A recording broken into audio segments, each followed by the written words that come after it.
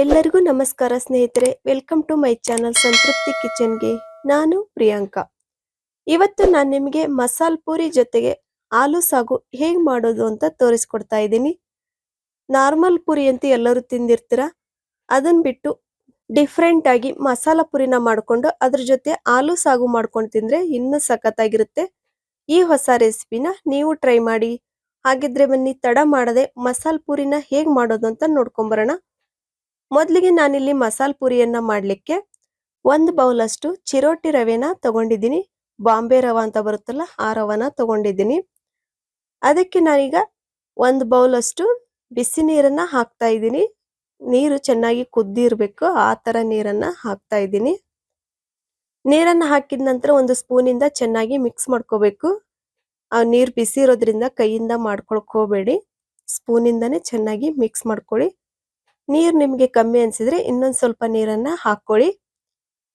ಎಲ್ಲ ಚೆನ್ನಾಗಿ ಮಿಕ್ಸ್ ಮಾಡಿ ಸ್ವಲ್ಪ ತಣ್ಣಗಾದ ನಂತರ ಕೈಯಿಂದಾನೇ ಮಿಕ್ಸ್ ಮಾಡ್ಕೊಳ್ಳಿ. ಇವಾಗ ನಾನು 2 ಆಲೂಗಡ್ಡೆನ ಬೇಯಿಸ್ಕೊಂಡು ಇಟ್ಕೊಂಡಿದ್ದೆ, ಅದನ್ನ ನಾನು ತುರೆ ಮಣೆಯಲ್ಲಿ ತುರ್ಕೊಳ್ತಾ ಇದ್ದೀನಿ. ನೋಡಿ, ಈ ಥರ ಎಳೆ ಎಳೆಯಾಗಿ ಚೆನ್ನಾಗಿ ಆಲೂಗಡ್ಡೆನ ತುರ್ಕೋಬೇಕು. ಎಲ್ಲ ತುರ್ಕೊಂಡ ನಂತರ ಆಲೂಗಡ್ಡೆನ ನಾನು ಚಿರೋಟಿ ರವೆನ ಕಲಸಿದ್ನಲ್ಲ ಅದಕ್ಕೆ ಹಾಕ್ತಾ ಇದ್ದೀನಿ.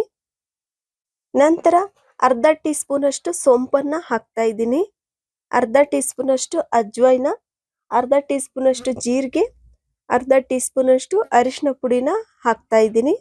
ನಂತರ 4 ಒಣಮೆಣಸಿನ್ಕಾಯನ್ನ ಮಿಕ್ಸಿ ಜಾರ್ಗೆ ಹಾಕೊಂಡು ಸ್ವಲ್ಪ ತರಿತರಿಯಾಗಿ ರುಬ್ಕೊಂಡಿದ್ದೆ, ಅದನ್ನ ಇವಾಗ 1 ಟೀ ಸ್ಪೂನ್ ಅಷ್ಟು ಹಾಕ್ತಾ ಇದ್ದೀನಿ. ನಂತರ ರುಚಿಗೆ ತಕ್ಕಷ್ಟು ಉಪ್ಪನ್ನ ಹಾಕ್ತಾ ಇದ್ದೀನಿ. ಎಲ್ಲ ಹಾಕಿದ ನಂತರ ಕೈಯಿಂದ ಚೆನ್ನಾಗಿ ಮಿಕ್ಸ್ ಮಾಡಬೇಕು.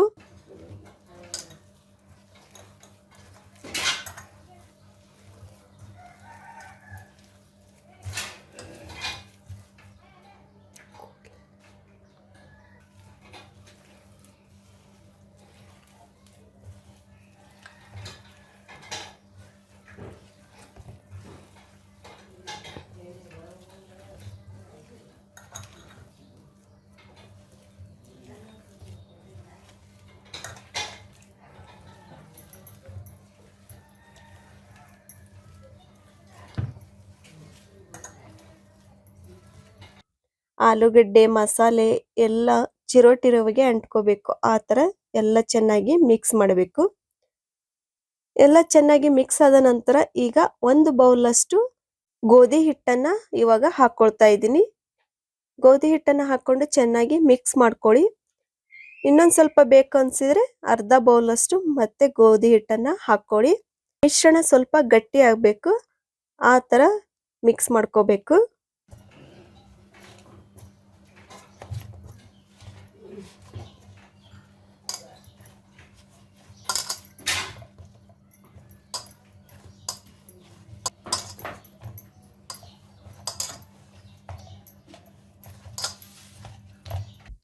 ಎಲ್ಲ ಮಿಕ್ಸ್ ಆಗೋವರೆಗೂ ಚೆನ್ನಾಗಿ ಕೈಯಿಂದ ನಾದ್ಕೊಳ್ಳಿ. ನೋಡಿ, ಇವಾಗ ಎಲ್ಲ ಮಿಕ್ಸ್ ಆಗಿದೆ, ಪೂರಿ ಹದಕ್ಕೂ ಸಹ ಬಂದಿದೆ. ಕೊನೆಯಲ್ಲಿ ಕೊತ್ತಂಬರಿ ಸೊಪ್ಪನ್ನ ಹಾಕೋಬೇಕು. ಕೊತ್ತಂಬರಿ ಸೊಪ್ಪನ್ನ ಹಾಕೊಂಡು ಚೆನ್ನಾಗಿ ನಾದ್ಕೊಳ್ಳಿ. ನಂತರ ಅಡುಗೆ ಎಣ್ಣೆನ 1 ಟೀ ಸ್ಪೂನ್ ಅಷ್ಟು ಹಾಕಿ ಚೆನ್ನಾಗಿ ನಾದ್ಕೊಳ್ಳಿ. ಅಡುಗೆ ಎಣ್ಣೆ ಹಾಕೋದ್ರಿಂದ ಹಿಟ್ಟು ಅಂಟ್ಕೊಳ್ಳೋದಿಲ್ಲ, ಹಾಗಾಗಿ ಅಡುಗೆ ಎಣ್ಣೆನ ಹಾಕಿ ಒಂದು ಅರ್ಧದಿಂದ 1 ಗಂಟೆ ನೆನೆಯಲು ಬಿಡಬೇಕು. ಇವಾಗ ಒಂದು ಮುಚ್ಚಳವನ್ನ ಮುಚ್ಚಿ ನೆನೆಯಲು ಇಡ್ತಾ ಇದ್ದೀನಿ. ಹಿಟ್ಟು ನೆನೆಯೋಷ್ಟರಲ್ಲಿ ಸಾಗುನ ರೆಡಿ ಮಾಡ್ಕೊಳ್ಳೋಣ. ಮೊದಲಿಗೆ ಗ್ಯಾಸ್ ಆನ್ ಮಾಡಿ ಒಂದು ಬಳ್ಳೆನಿಟ್ಟು 2 ಟೇಬಲ್ ಸ್ಪೂನ್ ಅಷ್ಟು ಎಣ್ಣೆನ ಹಾಕೊಳ್ತಾ ಇದ್ದೀನಿ. ಎಣ್ಣೆ ಚೆನ್ನಾಗಿ ಬಿಸಿಯಾದ ನಂತರ 1 ಇಂಚಷ್ಟು ಚಕ್ಕೆನ ಹಾಕ್ತಾ ಇದ್ದೀನಿ, 1-2 ಪಲಾವ್ ಎಲೆನ ಹಾಕೊಳ್ತಾ ಇದ್ದೀನಿ. ನಂತರ ಶುಂಠಿ ಮತ್ತೆ ಬೆಳ್ಳುಳ್ಳಿನ ಸಣ್ಣನಾಗಿ ಹೆಚ್ಕೊಂಡು ಇಟ್ಕೊಂಡಿದ್ದೆ, ಅದನ್ನು ಸಹ ಇವಾಗ ಹಾಕಿ ಚೆನ್ನಾಗಿ ಬೇಯಿಸ್ಕೋಬೇಕು. ನಂತರ 1-2 ಒಣಮೆಣಸಿನ್ಕಾಯನ್ನ 2 ಭಾಗ ಮಾಡಿ ಇಟ್ಕೊಂಡಿದ್ದೆ, ಅದನ್ನು ಸಹ ಇವಾಗ ಹಾಕಿ ಚೆನ್ನಾಗಿ ಬೇಯಿಸ್ಕೊಳ್ತಾ ಇದ್ದೀನಿ.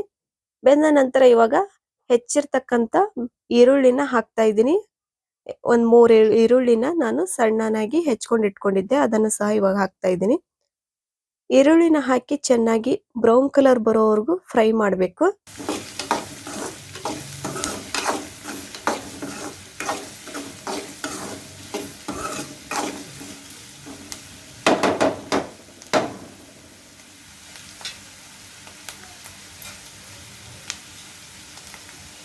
ಫ್ರೈ ಮಾಡಿದ ನಂತರ ಹಸಿ ಮೆಣಸಿನಕಾಯಿಯನ್ನ ಹೆಚ್ಕೊಂಡಿಟ್ಕೊಂಡಿದ್ದೆ ಅದನ್ನು ಸಹ ಇವಾಗ ಹಾಕ್ತಾ ಇದ್ದೀನಿ.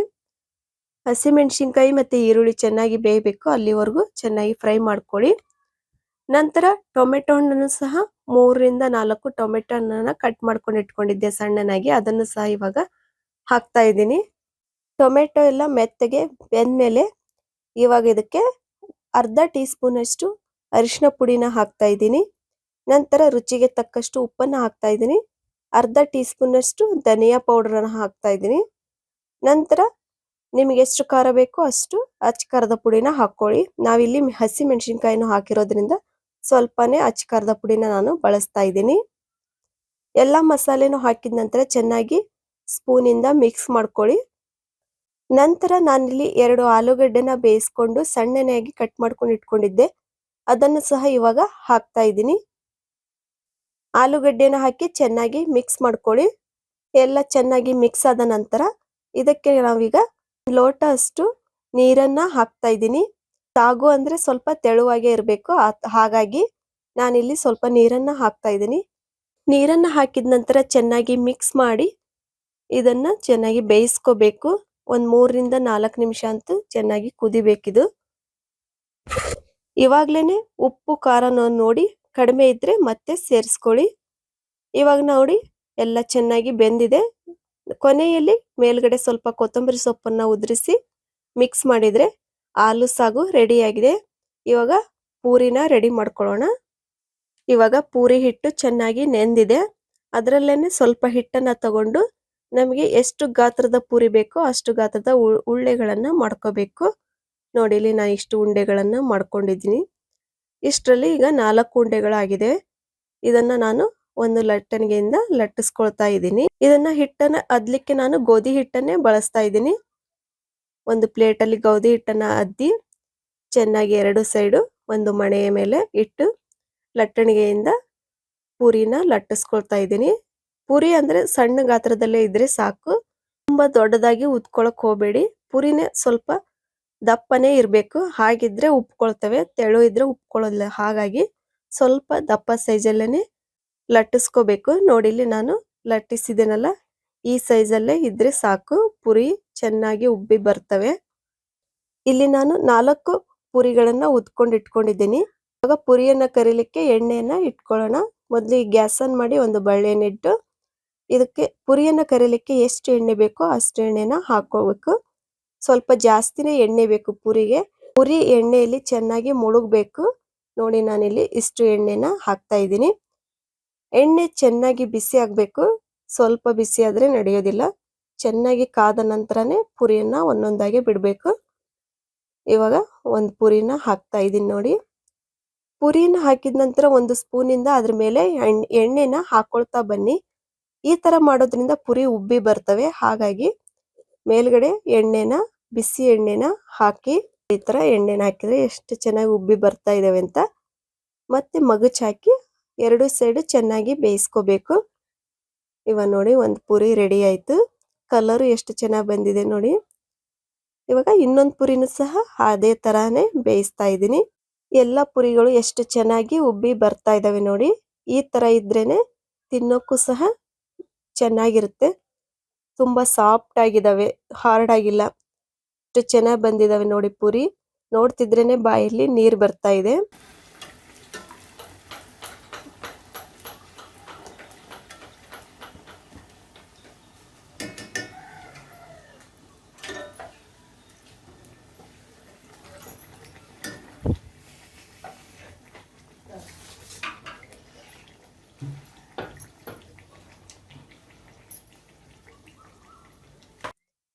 ನೋಡಿ ಪುರಿಗಳನ್ನೆಲ್ಲ ನಾನು ಮಾಡ್ಕೊಂಡು ಕರ್ಕೊಂಡು ಇಟ್ಕೊಂಡಿದ್ದೀನಿ.